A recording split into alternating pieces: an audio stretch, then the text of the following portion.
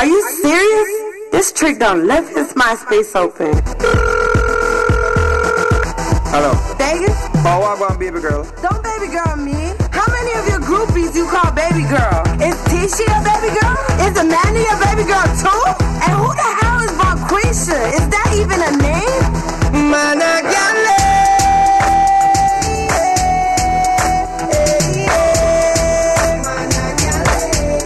Referee, I got 7 baby mothers. Vybz Kartel is just a person who will come out and say, yeah, I have more than one woman. That's the type of person I am. Gallis is a man who thinks that he's a player. Stud, has lots of women, and of course he's heterosexual. Well, I love the ladies, you know. I love all ladies.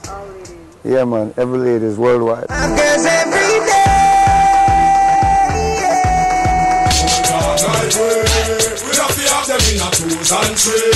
And everybody know you while already. Believe you me name is string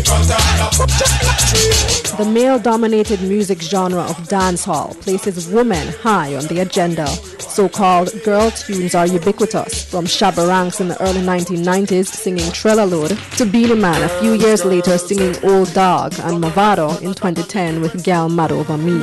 It's what dancehall researcher Dr. Donna Hope refers to as promiscuous polygamous behavior, a lifestyle which puts both its male and female participants at increased risk for HIV/AIDS. Promiscuous as well, in terms of that you are actively engaging in sex, sometimes not even with these same several persons that you're committed, but with others, because this is a part of how some men will identify themselves as, powerful, important, productive.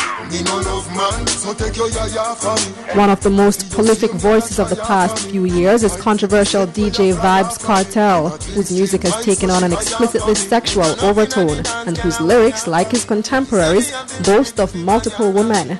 But it's not just music. This is the life he lives, and he has the children to prove it. Yeah, so I got 7 kids. You know what I mean? Yeah, man, five boys and 2 girls. Different mothers? Yeah, I think 4 different mothers. Yeah, I just question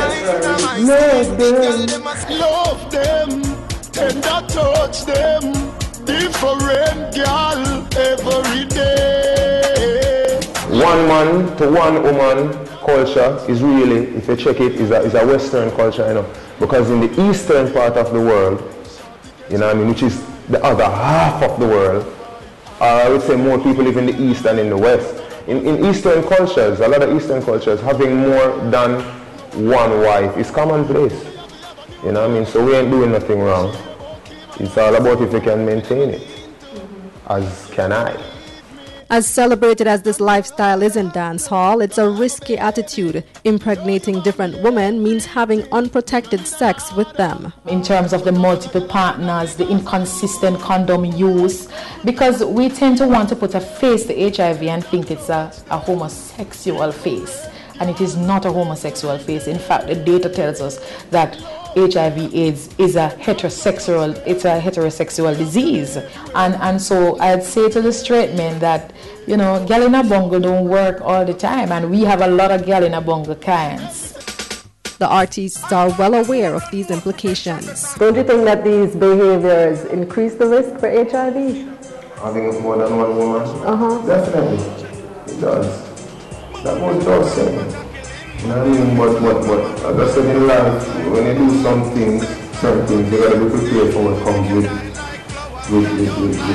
your actions. You gotta be prepared for the consequences of your actions.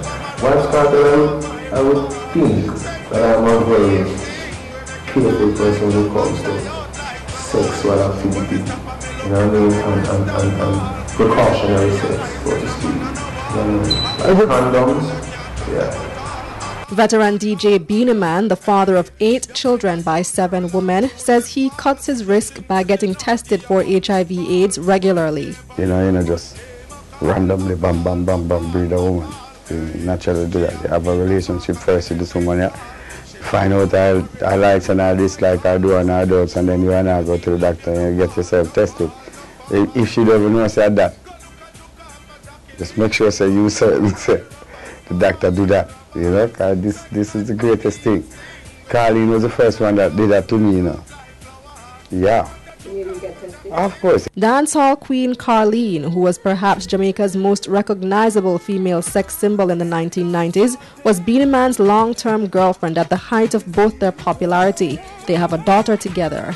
In the mid-90s, Carlene became the face and spokesperson of Slam condoms. And not only did she insist on safe sex with her partner, she says she also insisted on monogamy. Not everything they sing is what they live, because certainly at that time when we were together, I certainly approve of whatever song he did, because I was also an inspiration to a lot of them.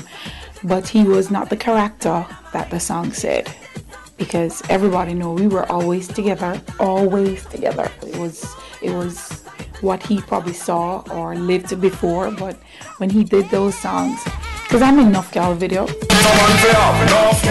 so it had, and I mean, we were a public item, so if he had gone out of bounds with each of us, they would have made the news. It would have made the news. So, not at all. No, not at all. It's an important point for both lovers and critics of dancehall music. Although Beenie Man has at various points lived the Nuff Girl lifestyle, he claims to prefer a steady relationship. Let me tell you a serious thing about life and relationship. Why me have to have my relationship? I can sleep with 24 girls. Same for the week, and next week I sleep with the next 24. I send for a girl from Colombia, I send for a girl from Australia, I send for a girl from Africa. It's still not going to make a difference for the night when we go on my bed alone by myself. That night I probably can catch a heart attack or catch a stroke or something. Having a woman's side always makes sense so that now. Yet the image portrayed in dancehall more often than not is not one of monogamy. According to author of Inna the Dancehall and Man Vibes, Dr. Donna Hope, this behavior is tied to perceptions of manhood. The man has to, if he wants to really be seen in a very positive light, showcase that he is not what Jamaicans call a one burner. Being a one burner is not necessarily a good thing. Being faithful to one partner, many men are in discussions are often ridiculed for being a one burner, being faithful to one woman, and are often encouraged to be a player, to play the field, to be an old dog. Vybz Kartel has a different explanation. He says it's a matter of simple practicality. But you got to look at the culture of Jamaica. For every one man, you have probably 6 or 7 women.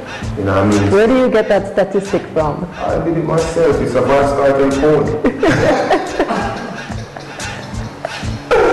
And the Vybz Kartel poll has come to the conclusion that there are more women in Jamaica than men. And all women need love, so you know what I mean? Sometimes you got to spread the love. You know what I mean? And when you're a good man, you know what I mean, you're going to be a magnet for women. As am I. These days I design themselves to the fact that they have to share the man, because they believe that man is scarce. I don't know, that man really is scarce. If you are sufficiently discriminating and you're prepared to wait long enough, you'll eventually get one. But a lot of women are prepared to wait, so them giant line. On the other hand, Beenie Man has an insightful observation. Them not care, them don't know what love is. So them don't realize when a woman love them, and them don't realize when they are in love. When them get too much feelings, them try to break away by having a next woman. When them feeling for that woman, them try to break away by finding a next woman. When you find out now, all of these women is in love with you, so them not leaving you. So you leave a trailer woman, I follow you, by getting new woman, then you come around back in a circle, then you get by. That's always happen to a old dog. It's like boom bye bye in a naughty boy head. Who boy not promote no nasty man, them a fit dead. Boom bye bye in a naughty boy head. Who boy not promote no nasty man, them a fit dead. In 1988, dancehall reggae artist Buju Banton recorded the now infamous song Boom Bye Bye. In 1992, it became a huge hit in Jamaica, but almost cost the young artist his international career as the backlash over the provocative anti-gay lyrics gained momentum. Although anti-gay sentiments had been well established in dancehall music before, Boom Bye Bye became the catalyst for the gay community's movement against dancehall. In the mid-1990s, lobbyists from the United States, Canada and UK founded the Stop Murder Music campaign. By 1997, the campaigners had gotten some of dancehall's biggest acts, including Beenie Man, Buju Banton, Elephant Man and Sizzla, to sign the Reggae Compassionate Act. Vybz Kartel later signed in 2010. By signing the article, the musicians promised not to make statements or perform songs that incite hatred or violence against anyone from any community, including homosexuals. In Jamaica, it's feared fierce anti-gay sentiment is one of the factors fueling the HIV epidemic. 1.8% is what the last seroprevalence study by the Ministry of Health showed. And it's a glaring comparison to the national average, which is about 1.7. Certainly some of the drivers for that, the issue of homophobia. One can't necessarily readily go to a public health facility and say to the doctor, well, I'm having gay sex. Executive Director of Jamaica Federation for Lesbians, All Sexuals and Gays, Dane Lewis, prefers to be interviewed off camera for security reasons. I want to lead as simple a life as possible. I want to be able to go to the supermarket. I want to be able to go to my barbershop.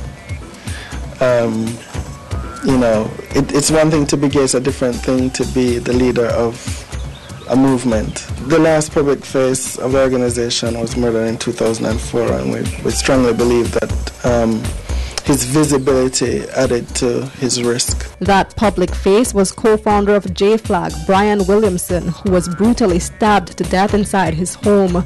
Police listed the motive of the crime as robbery, although gay rights activists urged them to consider it a hate crime. According to Dr. Donna Hope, there are cultural reasons for the lack of tolerance and sometimes outright hostility towards homosexuals in Jamaica. Male homosexuality is rejected through the gender structures that we have, the religious structures that we have, the legislative structures that we have, and the cultural structures that we have. Dancehall comes from Jamaica.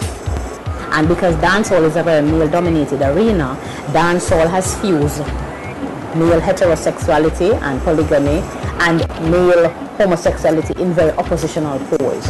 You can't be a man if you can't produce. You cannot produce if you're mating with another man. In 2008, host of the BBC's Hard Talk, Stephen Sacker, confronted Prime Minister Bruce Golding on the issue. Do you in the future want to live in a Jamaica where a gay man or a gay woman can be in the cabinet? Sure they can be in the cabinet, not mine. Well, they can't be in yours. Not mine. No, but do you want to live in a Jamaica where they can be and they should be and it would be entirely natural for them to be so?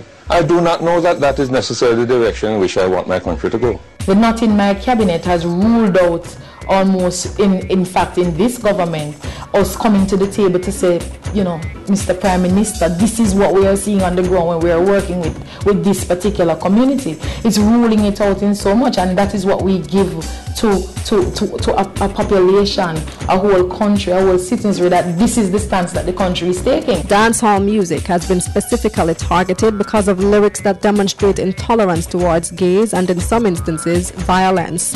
But dancehall artist Vybz Kartel said it's not dancehall alone that's to be blamed. Rather, he says the music is only a reflection of the culture. If you grow up in Finland, there's a 99% chance that you would speak what people in Finland speak. You would adapt to the norms and values and the customs of the Finnish people.